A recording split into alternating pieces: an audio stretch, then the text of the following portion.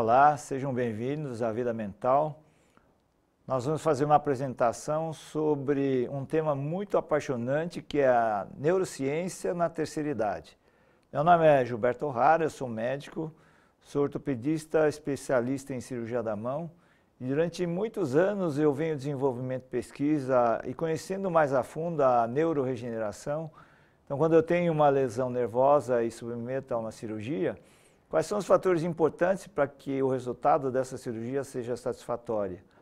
E aí ampliei o meu conhecimento através de várias formas de formação, programação neurolinguística, falando de renascimento, falando de várias formações que culminam com o conhecimento do ser humano como um todo, justamente nas nuances que o ser humano tem de comportamentos, sentimentos, emoções, e tudo isso faz com que o resultado da minha cirurgia seja diferente.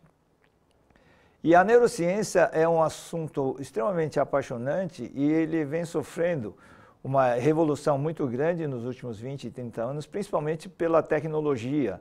Então nós temos possibilidade de estudar o que acontece dentro do cérebro através de meios de procedimento pouco invasivos e nós podemos chegar aí a várias conclusões do que acontece dentro do nosso cérebro, justamente por essa característica.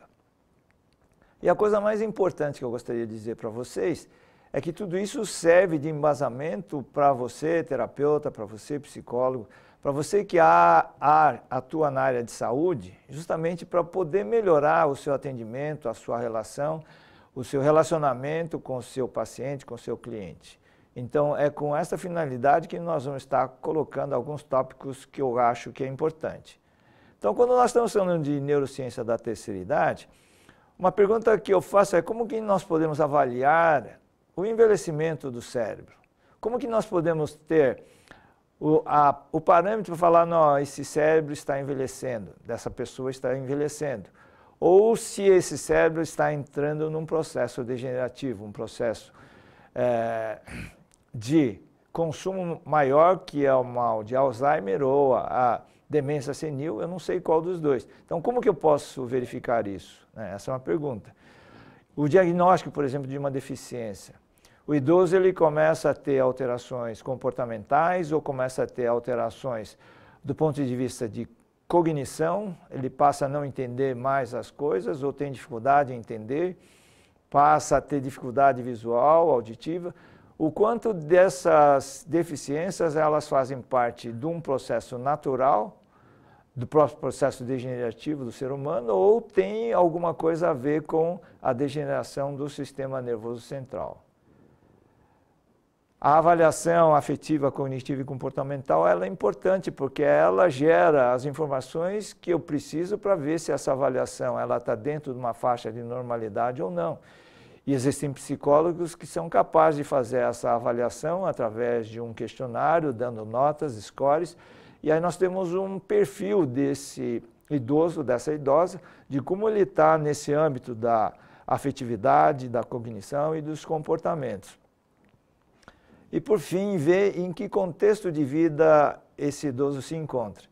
Se ele ainda tem motivação, se ele ainda tem sonhos, se ele está já mais confinado, se ele já tem uma dependência física das outras pessoas, se ele não tem autonomia de andar sozinho, tudo isso acaba influenciando em como esse cérebro vai funcionar e em como esse cérebro ele vai entrando num processo de envelhecimento mais rápido ou mais tardio. Se nós analisarmos o cérebro como um todo, nós temos vários segmentos. Essa visão dessas quatro figuras, as duas da sua esquerda são as partes externas, são as corticais. É o córtex cerebral, córtex frontal, córtex occipital, temporal e parietal. Então, toda essa parte mais externa do cérebro é dado aí nessa representação dessas duas figuras da esquerda. As figuras da direita é como se a gente partisse o cérebro ao meio. Então, nós estamos vendo pela parte de dentro, a parte interna, aí tem várias estruturas que a gente vai estar nomeando para vocês, é onde estão as estruturas mais antigas do cérebro. O sistema límbico está inserido nesse contexto aí, Como ele é um local onde se processam as nossas emoções, nós vamos detalhar um pouco mais para frente. Mas esse é um âmbito geral de como está funcionando e como estão as estruturas do nosso cérebro normal. Nós temos aí várias áreas onde nós temos as várias funções separadas, centros de conexão, nós temos centro de execução da fala, da comunicação, da escrita. Como nós podemos verificar tudo isso? Nas áreas de conexão, memórias, e tudo isso tem que estar funcionando harmonicamente para que nós tenhamos consciência do aqui e agora, para que nós tenhamos consciência do que fazer, dos nossos deveres, obrigações, dos nossos compromissos, as pessoas com as quais nós convivemos, a participação da nossa vida dentro desse contexto familiar, dentro do contexto profissional, de trabalho e assim por diante. Tudo isso são resultados de todas essas áreas específicas que se conectam e acabam gerando um determinado comportamento. É tudo isso que eu falei. E tem áreas que são específicas para algumas atividades. Então, existem essas áreas aí que fala na parte amarela sobre direcionamento dos nossos comportamentos, a nossa moralidade, a resolução de problemas e várias outras características que são processadas nesse segmento aí. E também nós temos nesse quadro em vermelho todos os neurotransmissores que são liberados dentro do nosso cérebro, e cada neurotransmissor ele acaba acarretando um determinado tipo de sensação, sentimento, emoção ou comportamento. Então a dopamina é chamada a droga da felicidade, é o neurotransmissor liberado no circuito do prazer. Quando esse neurotransmissor é liberado, nós temos aquela sensação de prazer, a sensação de bem-estar. E isso é obtido pelas pessoas que, por exemplo, fazem uso do cigarro, do café, do álcool e de drogas. Momentaneamente, após ingerir essas drogas, é feito um estímulo dentro do nosso cérebro que dá aquela sensação de paz, de plenitude, de bem-estar. E isso faz com que a gente tenha uma certa necessidade e se vicie nesse tipo de estímulo. Por quê? Porque ele nos dá uma sensação de bem-estar, de prazer. Então isso é repetido e muitas vezes esse circuito ele é difícil de ser desfeito justamente por essa característica. Quem não gostaria, né, de ficar nesse circuito de prazer e de bem-estar durante mais tempo? Isso é natural. Só que ele pode ser nocivo. Por exemplo, quem fuma muito acaba tendo as repercussões maléficas da nicotina dentro do seu organismo. Então isso precisa ser dosado de tal forma que haja um equilíbrio saudável dessas ações aí. Existem também vários locais de execução. E tudo isso ele é conjugado em cada uma dessas áreas, tanto do ponto de vista externo, das áreas da nossa córtex, quanto das nossas áreas mais internas, como eu mostrei, dentro do nosso sistema límbico. E tudo isso faz uma conexão harmônica, dando possibilidades de nós sentirmos sensações boas, de nós termos consciência das nossas emoções e do nosso raciocínio, das nossas crenças, que são os nossos pensamentos, tudo isso bem equilibrado e bem organizado. Essa é a parte mais interna, como eu mostrei logo no começo. Aí está o nosso sistema límbico, aquela estrutura em azul é o hipotálamo, mais abaixo está o hipocampo. Hipocampo é onde estão guardadas todas as nossas memórias. Tudo que nós vivenciamos, todas as nossas experiências estão guardadas aí, desde o momento que nós nascemos até o momento dos dias atuais. E tem aquela estrutura vermelha, que é a amígdala, que é o núcleo, é o centro das nossas emoções. É aí que são disparadas todas as nossas emoções, que são 4, é a alegria, tristeza, medo e raiva. Então essas são as 4 emoções básicas e tudo isso faz com que nós tenhamos uma reação frente a uma dessas emoções. Por exemplo, quando nós estamos com medo, dentro do nosso circuito, nós vamos liberar muita adrenalina e noradrenalina, dizendo que existe alguma coisa que nós precisamos tomar cuidado, existe um perigo à nossa volta e nós devemos tomar todo cuidado para a preservação da própria vida. Então essa noradrenalina vai fazer com que o meu coração comece a trabalhar mais rápido, que meus olhos abram e fiquem mais espertos, que haja uma carga de glicose no sangue, justamente para poder utilizar melhor, se eu precisar correr, os meus músculos utilizarem isso. E tudo isso faz com que eu fique nesse estado de alerta. É isso que a gente vive e rotineiramente nós estamos num momento de estresse aí no nosso dia a dia, no trânsito, no trabalho, quando eu chego atrasado. Tudo isso provoca todas essas reações no nosso organismo. Isso faz com que eu esteja numa situação de estresse durante algumas horas, durante alguns dias, e quanto mais tempo nós passamos nessa situação, mais o nosso organismo ele vai sendo debilitado, porque mais carga de glicose eu vou precisar, mais tempo em alerta eu vou precisar, mais o meu coração vai trabalhar sem que haja um perigo real, sem que haja uma real necessidade de tudo isso. Isso faz com que nós tenhamos aí uma situação de estresse. E isso pode ser prejudicial justamente, principalmente no sistema cardiocirculatório. Uma outra emoção é a raiva. Quando você fica com essa raiva contida durante muito tempo, isso também vai consumindo as suas reservas, as suas calorias. Num evento que não tem nenhuma importância, já passou, você fica pensando, ruminando sobre um fato que te desagradou, que te contrariou de alguma forma, e aquilo lá te impede você de fazer as suas coisas, de assumir os seus compromissos, de levar a sua vida adiante, ruminando num pensamento que te magoou e que, na verdade, não leva a lugar nenhum, somente mantém a raiva. Isso pode ser um comportamento repetitivo e isso também é devido à liberação de neurohormônios.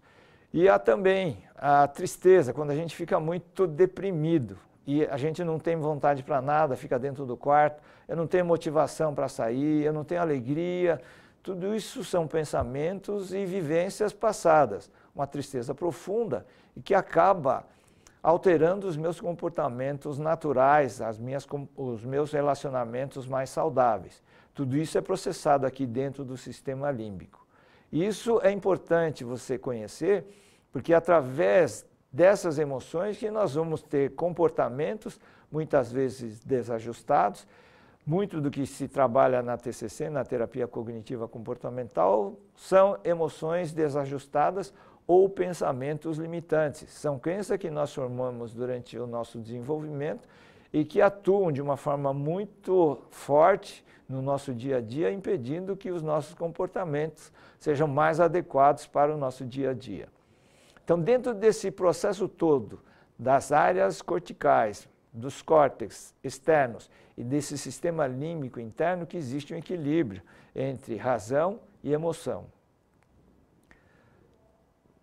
Então, nós podemos ter exatamente isso, o sistema límbico emitindo informações para a córtex pré-frontal, existe aquele núcleo executivo e ele vai deliberar tudo que vai ser feito, ele pode aceitar ou não esse estímulo emocional e voltar e dar uma resposta à altura daquilo que está sendo processado.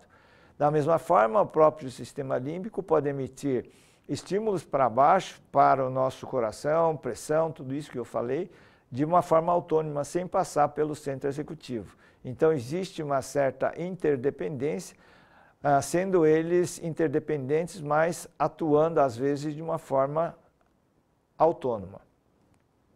E o que acontece com tudo isso?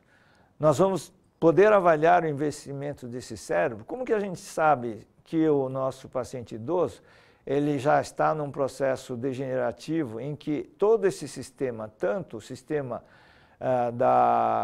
do sistema límbico quanto a execução do centro executivo, eles estão deteriorando? Ou é somente um problema comportamental? Eu vou dizer de uma outra forma. Às vezes, essas pessoas de idade, elas se sentem como criança e precisam ser tratadas como criança. E, eventualmente, se você não faz um carinho, se você não faz o que essa pessoa de idade quer, ela entra num processo de birra e começa a ter alterações comportamentais. Como eu vou saber se é um processo normal, natural, ou se ele está tendo uma alteração comportamental? E como é que eu faço esse diagnóstico dessa deficiência? Existem vários formulários, várias formas de avaliar tanto o problema do envelhecimento natural quanto esse déficit cognitivo comportamental. Psicólogos fazem essas análises e você pode ter um cenário do que realmente está acontecendo dentro dessa pessoa idosa que está vivendo talvez um drama, talvez alguma coisa que nós não estamos conseguindo enxergar com clareza. Se a gente pudesse fazer uma análise mais detalhada do que acontece dentro do cérebro dessas pessoas, existe a ressonância magnética funcional que consegue ver as várias áreas do cérebro que estão funcionando e que intensidade. Esse é um exame de terceira geração, onde a cor representa a intensidade da atividade das células neuronais. Então eu tenho possibilidade de saber exatamente em cada área o que está acontecendo. Como eu sei anatomicamente que, por exemplo, aquela área vermelha corresponde ao núcleo do centro onde as emoções estão atuando, aquilo me diz que emocionalmente esta pessoa está tendo uma alteração emocional. Eu não consigo delimitar se é o medo, se é a raiva, se é a tristeza ou a alegria, mas eu tenho consciência que aquilo lá está me determinando e está me dizendo que tem uma alteração emocional. Qual é a alteração? Nós vamos pesquisar através de outros parâmetros. Mas são informações que nos ajudam a entender melhor a pessoa idosa, o que está acontecendo no mundo dessa pessoa idosa, dos principais motivos que essa pessoa está tomando ou está tendo de comportamento frente aos estímulos do mesmo local onde ele está. Esse é um artigo que saiu nessa revista Mente e Cérebro, que fala da cura do cérebro como aliado. Então, quando eles começam a entrar nesse processo degenerativo, muitas vezes eles perdem a noção do aonde estão, com quem eles estão, do que eles estão fazendo, porque muitas vezes é um processo que ele pode deteriorar muito rapidamente. E a forma que nós temos para ajudar essas pessoas, primeiro, é fazer um diagnóstico do estado mental dessas pessoas. E é feito através daquelas formas, como eu falei. A outra é analisar com detalhe o contexto onde está esta pessoa.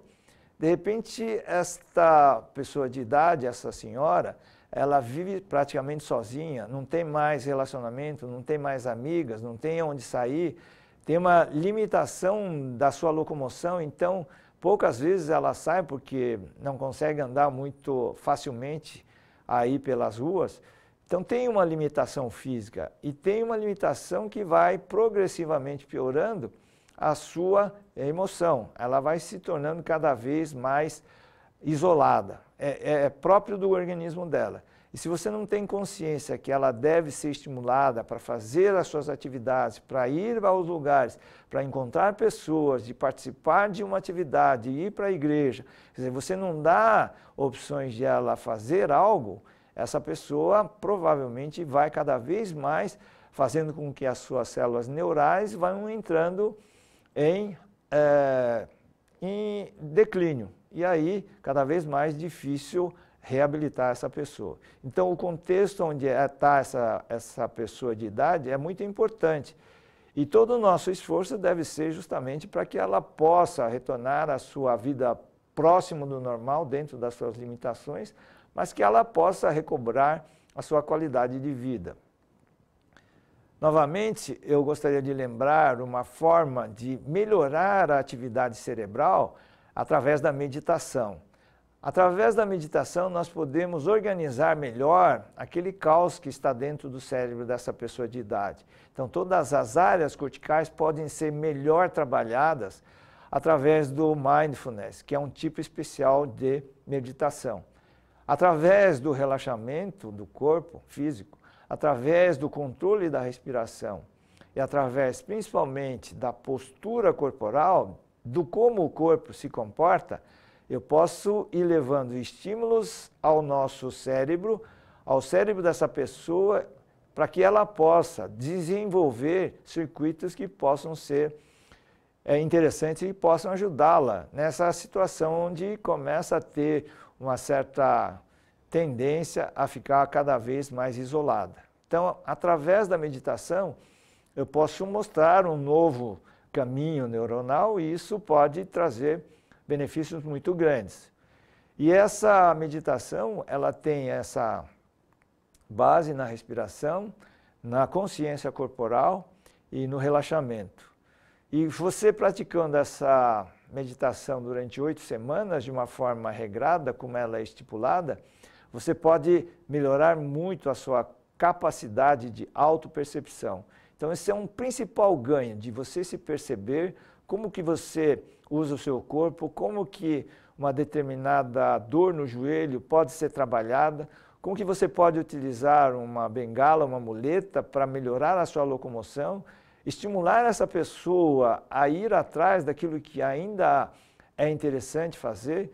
Então, eu costumo fazer sempre um trabalho de um estado desejado, de repente, querer conhecer outros lugares, de querer fazer uma viagem, de querer ver a neta se formando, de que esperar uma bisneta nascer. Quer dizer, você tem que dar sonhos para essa pessoa se manter ativa até a concretização daquela meta, daquele estado desejado, e posteriormente fazer novos estados desejados, novos sonhos, para estimular sempre essa pessoa a manter ativa a sua cabeça. Isso é extremamente importante. Então, mindfulness é recomendado. E aí eu vou colocar uma pausa. Você que é terapeuta e trabalha com pessoas de idade, é extremamente importante você também trabalhar a sua parte cognitiva comportamental frente a essas pessoas. E o que eu vou falar? Para tratar dessas pessoas, muitas vezes nós precisamos ter muita paciência, porque elas muitas vezes são birrentas. E muitas vezes nós perdemos a nossa paciência e aí a conexão com essa pessoa de idade vai começar a ter algum tipo de distonia. Então, você, terapeuta que trabalha com pessoas de idade, fazer o mindfulness, lhe dá a ferramenta para você ter principalmente uma coisa que eu acho fundamental no atendimento à pessoa de idade, que é compaixão.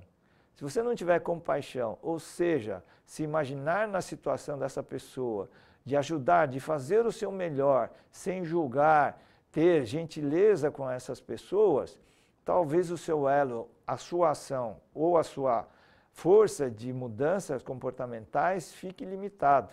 Então, é um convite que eu faço de você, terapeuta, treinar esse mindfulness, fazer a programação de 8 semanas básica. Com isso, você vai melhorar, como eu já falei, a sua autopercepção, vai melhorar também a sua intuição. É impressionante como, quando a gente está bem orientado no aqui e agora, começa a formar outras conexões neurais e aumenta a sua intuição. A pessoa não precisa nem muito falar, que você já intui aquilo lá. É como se você entrasse numa sintonia muito fina, muito precisa da outra pessoa e é capaz de dar respostas ou sugerir coisas que a pessoa vai falar, mas era isso que eu queria ouvir. Então, ele se constitui numa ferramenta extremamente importante e poderosa para todos os terapeutas, de uma maneira geral. E também a modulação do medo.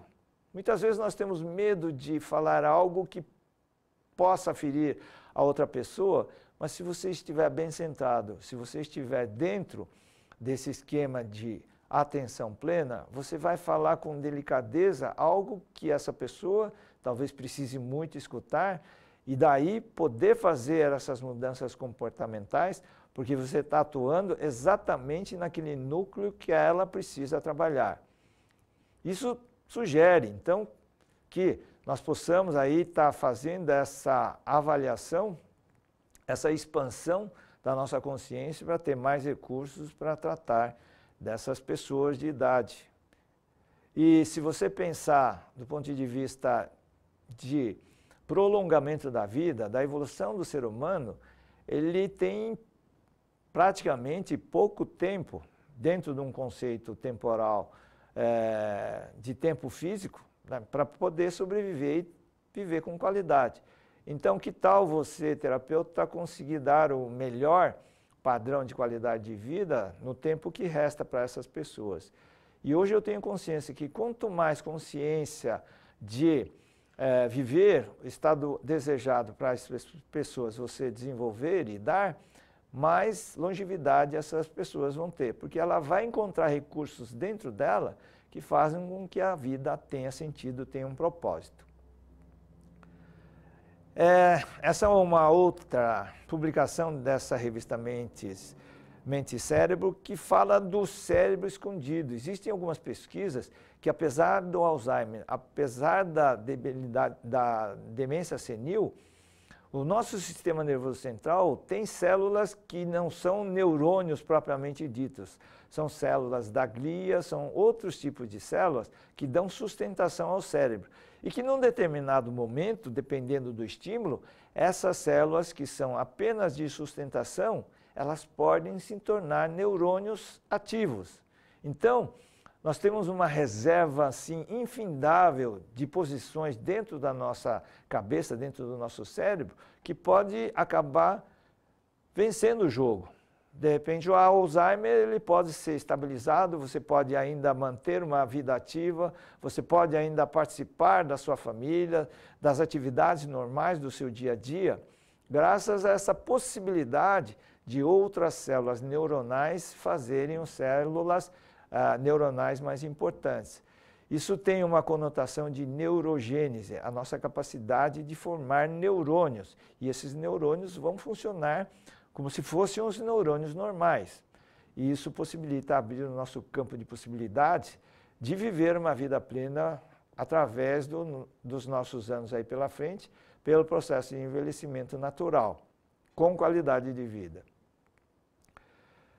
Em resumo, nós queríamos colocar para vocês que o cérebro, a partir de uma certa idade, ele vai sofrendo naturalmente o processo degenerativo. As células nervosas, elas vão morrendo com o tempo. Mas existe essa possibilidade de outras células substituir as células que morreram e mantendo a mesma função do cérebro. E outra coisa extremamente importante é a neuroplasticidade. A capacidade das células que estão funcionando mudarem a sua função desde que elas sejam estimuladas. Por isso que para pessoas de idade é importantíssimo você estimular atividades que mantêm o cérebro em funcionamento. Como? Dançar, cantar, jogar xadrez, colorir, fazer palavras cruzadas. São N atividades que você mantém ainda aquele cérebro funcionando. Isso faz com que as conexões neuronais se perpetuem e ela tem possibilidade de usar essas mesmas células, esses circuitos, para as outras funções mais vitais. Por exemplo, manter aí a sua mobilidade dos joelhos, das articulações, tem possibilidade de seguir caminhando, a possibilidade de fazer ainda uma atividade física, de ter prazer em fazer essas atividades físicas e não somente dor que o seu organismo já bastante debilitado e envelhecido pode eventualmente sofrer. Então tudo isso faz com que a sua terapia com pessoas de idade ela seja mais eficaz e mais produtiva.